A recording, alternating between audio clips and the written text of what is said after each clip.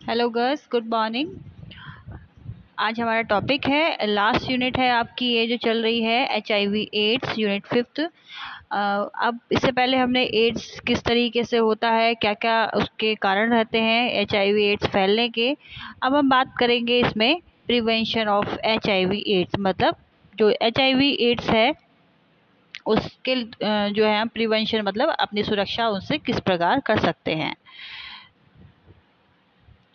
Ads में बचाव के अग्रलिखित उपाय हैं जो कि इस प्रकार है। फर्स्ट पॉइंट है आपका इसमें वेश्यावृत्ति करने वाली औरतों एवं सहभागी पुरुष।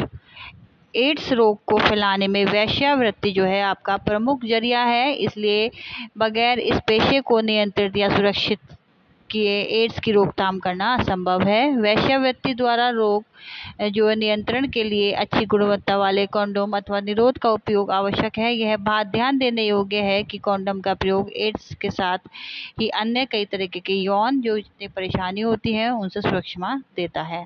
सेकंड है आपका अन्य यौन चारों में लिप्त व्यक्ति, जो मैंने कल भी बताया था।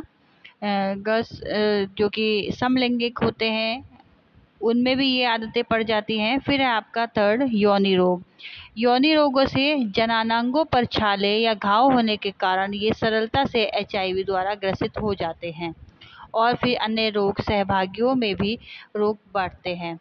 यह बहुत ही जरूरी है कि ये यौन रोगी सबसे पहले अपने रोगों का उचित इलाज करवाए।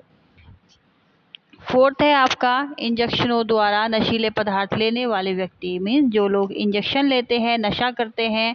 और कोई व्यक्ति ऐसा होता है कि जो वेन्स में हमारी अपनी नसों में जो है ड्रग्स का सेवन करते हैं। तो अगर कोई भी एक व्यक्ति उसमें से जो है आपका एड्स ग्रस्त है और दूसरा व्यक्ति उसी सिरिंज को बिना उबाले या फिर बिना स्टरलाइज किए यूज़ कर ले, तो क्या होता है आपका ये जो है जो उसके बैक्टीरिया है वो जो है जो दूसरा इंसान है या दूसरा मानव है उसके शरीर में ब्लड में पहुंच जाते हैं। बचाव के लिए सर्वोत्तम तो यह है कि नशेड़ी इस तरह के नशेखोर जो नशे हैं जो ये नरों की जगह ग्रस्त नशे हैं, नशे छोड़ दे। छोड़ना संभव न लगे तो फिर मुख द्वारा लेने वाले नशों का प्रयोग करके धीरे धीरे उन्हें भी छोड़ दे। जो नशेड़ी यह न कर सके वे एक बार के उपयोग के पश्चात फेंकने वाली सिरिंज सुइयों का इस्तेमाल जरूर करें अथवा उनको जीवाणु रहित बनाने वाली प्रक्रियाओं का विशेष ध्यान रखें। फिर है आपका व्यावसायिक रक्तदाता तथा रक्त उत्पादक ग्रहण करने वाले योगी। रक्त के माध्यम से विषाणु सीधे ग्रहणकर्ता के शरीर में पहुंचकर उसे संक्रमित बना देते हैं, इसलिए दानदाता का रक्त एड्स विषाणु से मुक्त होना चाहिए। आजकल गर्ल्स कई जगह कैंप लगते हैं और अगर किसी को पता है तो सही है कि वो रोगी जो है एड्स ग्रस्त है आपका, लेकिन अगर नहीं पता है तब भी जो भी रक्त वाले रक्तदाता है या रक्त ग्रहण करता है उन्हें रक्त लेने से पहले हर एक की जांच अवश्य करा लेनी चाहिए कि जो इंसान है, जो दूसरा बंदा है, वो किस तरीके से रोगग्रस्त तो नहीं है।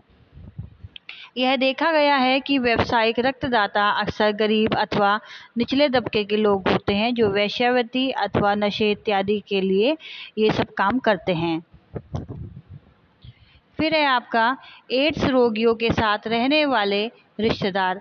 एड्स रोगी की पत्नी एवं बच्चों को भी संक्रमण का खतरा रहता है, इसलिए एड्स रोगी को रोग का पता चलने पर पत्नी से यौन संपर्क स्थापित नहीं करने चाहिए गर्ल्स, क्योंकि ये जो रोग होता है आपका जो सेक्सुअल डिजीज है ये एक तरीके का। तो अगर एड्स का कोई बंदा है और अपने घर में रहता है वो, तो वो जो रोगी है उसे अपने पत्नी के साथ जो है यौन संबंध स्थापित नहीं करने चाहिए, क्योंकि इससे जो है जो घर के अन्य सदस्य हैं वो भी इस बीमारी से ग्रसित हो सकते हैं। अथवा इस मामले में चिकित्सक सलाह से कंडोम, जेली इत्यादि का प्रयोग करना चाहिए। यह बात सही है कि एड्स के मरीज को छूने अथवा उसके तौलिए के इस्तेमाल से एड्स नहीं होता है, लेकिन कुछ बातों से बचना आवश्यक है, जैसे कि पूर्व बताया जा चुका है कि जो मरीज है उनसे यौन संबंध स्थापित न किए जाए, भले ही संक्रमित व्यक्ति ऊपर से स्वस्थ दिखे। अथवा इसके अलावा रोगी के उपयोग के टूथब्रश, रेजर, ब्लेड आदि का भी इस्तेमाल नहीं करना चाहिए। इन सबको अलग रखना चाहिए और उस रोगी को भी समझाना चाहिए कि वो अपना ब्लड जो है टूथब्रश, रेजर, ब्लेड ये सब जो है अपना अलग रखे, क्योंकि गलती से भी अगर कोई सही व्यक्ति इसको यूज़ कर ले तो उसके अंदर भी ये जो आपके बैक्टीरिया है वो प्रवेश कर सकते हैं। लेकिन एड्स रोगी को परिवार अथवा समाज से जो है अलग करना सही नहीं है। मान लिया कोई व्यक्ति है आपका एड्स से रोगग्रस्त है, तो हमारे समाज में आजकल क्या है, ये हीन भावनाएं बहुत है, क्योंकि लोग अशिक्षित हैं, पढ़े लिखे नहीं हैं, तो उनमें ये भावना हो जाती है कि अगर इस व्यक्ति को एड्स है तो पता नहीं क्या हो गया है या इसने क्या गलत कर लिया है। कोई जरूरी नहीं है कि एड्स आपका यौन संबंध से ही हो रहा है। आपको बताया गया है कि निडल के इस्तेमाल से भी हो जाता है और रेजर के इस्तेमाल से भी हो जाता है। तो कई तरीके की चीज़ें हैं जिनसे एड्स फैलने में सहायता होती है। जो एड्स जो है आपका बैक्टीरिया को स्प्रेड करने में सहायक होता है। 7 पॉइंट है आपका इसमें फिर गर्भवती माताएं। यदि गर्भवती महिला को संक्रमण है तो बच्चों को भी संक्रमण की संभावना लगभग 50% होती है। इसलिए यह परामर्श दिया जाता है कि ऐसी महिलाएं गर्भधारण न करें, क्योंकि एड्स संक्रमित बच्चे माँ बाप के अलावा पूरे समाज के लिए समस्या उत्पन्न करेंगे। इसी तरह गर्भवती माँ द्वारा विटामिन ए का सेवन भी बच्चे को संक्रमण से सुरक्षित रख सकता है।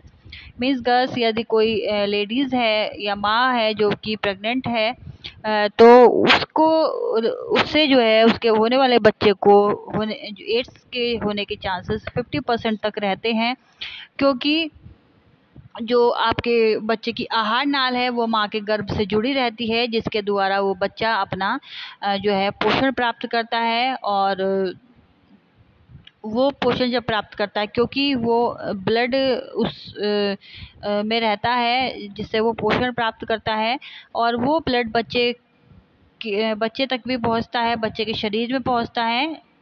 और अगर किसी माँ को जो है ऑलरेडी वो एड्स की रोगी है तो गर्ल्स आपका उस बच्चे को भी वो संक्रमण फैल जाएगा।